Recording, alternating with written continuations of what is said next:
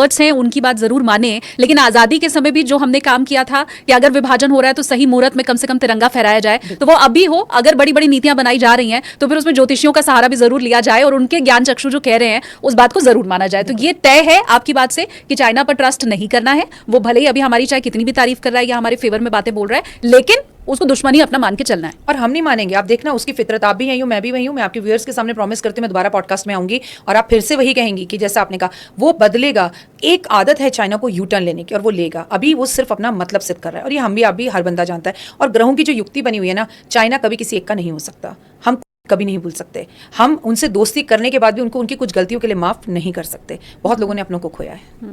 अपनों को हमने खोया है पाकिस्तान के चलते भी। और अब मुझे लगता है हम पाकिस्तान पे भी अगर चर्चा कर लें, युद्ध होगा ये तो आपने बताया, और जनवरी तक ही अब युद्ध हो जाएगा ये भी आपने बताया। क्योंकि मुझे लगता है पाकिस्तान की तो फुल कुंडली हमारे सभी के पास है, तो उसका भविष्य क्या कह रहा है ये मैं इसलिए पूछ रही हूँ क्योंकि एक तरफ गिलगिट बाल्टिस्तान है, बलूचिस्तान है, सिंध अलग होने की बात कर रहा है, पंजाब में दिक्कत चल रही है, पीओके वाले अलग आज़ादी के लिए लड़ाई लड़ रहे हैं। तो क्या अभी का पाकिस्तान 5 टुकड़े में बंटने वाला है? पीओके की बात कर लेते हैं। मुझे लगता है जो आने वाली स्थितियां हैं जो देश की हैं वो पीओके को लेकर ही हमारी युद्ध निश्चित है। और अब की बार युद्ध आधा नहीं रहेगा, अब की बार युद्ध होगा। और आपने कहा जनवरी तक पाकिस्तान के साथ युद्ध की स्थितियां हमारी बहुत गंदी हैं। लेकिन जो युद्ध की स्थितियां बनी हुई हैं ना वो अगले 8 साल तक बनी हुई हैं।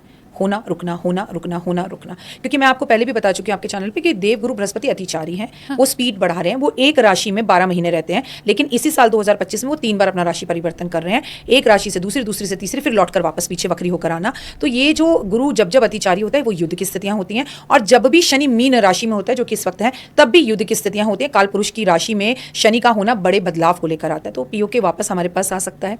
हमारी उनके साथ युद्ध की स्थितियां रहेंगी और इस बार बड़ी गंदी वाली रहेंगी। ना पाकिस्तान सुधरा है ना सुधरेगा। और चाइना को अगर मैं ना सुधरने के 99 नंबर देती हूँ तो 100 देती हूँ। इनका तो एक भी नंबर कम नहीं है कि ना बदले ना बदलेंगे। और देखिए स्थितियां बहुत खराब रहेंगी और बहुत ज्यादा टेंशन सितंबर से लेकर जनवरी तक रहने वाली हैं।